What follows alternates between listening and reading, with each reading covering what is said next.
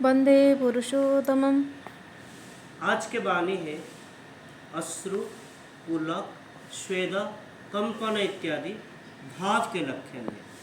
वो अनेक तरह के हो सकता है। नित्यदा बोलते हैं अश्रु पुलक इष्ट को लेके भी हो सकता है और अपने विषय सोच के खुद को लेके भी हो सकता है। जैसे बरदा बोलते हैं अपने विषय लेके कैसे।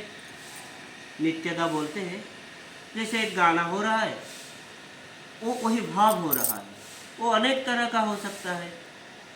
जैसे बरदा बोलते हैं अनेक तरह का मतलब खूब गुस्सा आया लेकिन कुछ कर नहीं पा रहे, क्रोध होके कंप के अस्थिर हो जाता है, कोई डर के मारे भी इसे होता है।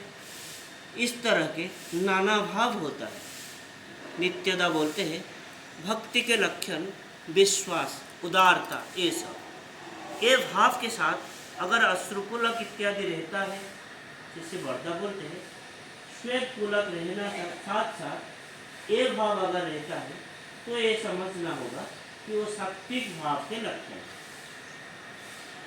भक्त के चरित्रगत लक्षण के साथ वो भाव के लक्षण प्रकाश पाता है, तब वो भाव सात्विक भाव के लक्षण होता है।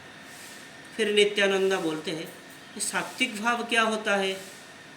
पंडितदा बोलते हैं इष्ट के भाव जहाँ पोषण होता है वही होता है सात्विक भाव। फिर ब्रजदा बोलते हैं सत्ता के भाव को थोड़ा समझा देने से अच्छा रहता है। फिर जामिनीदा बोलते हैं सत्ता के प्रतीक होते हैं इष्ट। सत का मतलब होता है अस्तित्व, जिस भाव अस्तित्व को पुष्ट करता है। रज भाव मतलब रज धातु, रंग करना अर्थ में, अहंकार, द्वेष, इच्छा इत्यादि के कारण।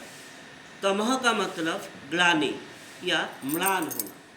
शिष्य बरदा बोलते हैं दुख कष्ट की वजह से ग्लानि हो रहा है, क्या समझते हो। फिर ब्रजदा को देख के बोलते हैं जैव धर्म सब मनुष्य के अंदर है, जिनके अंदर विवेक, वैराग्य, प्रेम, भक्ति के सिवा अहंकार है, द्वेष है, वो सब रजोगुणी होते हैं। तमोगुणी जो होते हैं उनके अंदर काम भाव प्रोमिनेंट, और दूसरे लोगों के काम नहीं है ऐसा नहीं है। फिर भी रजोगुणी जो लोग होते हैं इष्टार्थ के लिए प्रयोग करते हैं। जो लोग तमोगुणी होते हैं वो जहाँ जाते हैं स्त्री लोग घटित या स्त्री लोग संबंधित आलोचना करते हैं और लड़कियों के बीच में जाके घुल मिलते हैं आदर्शात्मिक भाव के साथ। जो लोग सात्विक लोग होते हैं, सात्विक लोगों के अंदर आदि रसात्मक भाव नहीं है, ऐसा नहीं है। सात्विक लोगों के अंदर आदि रसात्मक भाव नहीं, ऐसा नहीं, लेकिन खूब फाइन सिहरन होता है। जैसे चंडीदास के प्रेम में काम के गंध नहीं था। फिर ब्रजदा बोलते हैं अनेक कहते हैं सात्विक आहार करने से ये राग टाग कम होता है जो हम लोग करते हैं।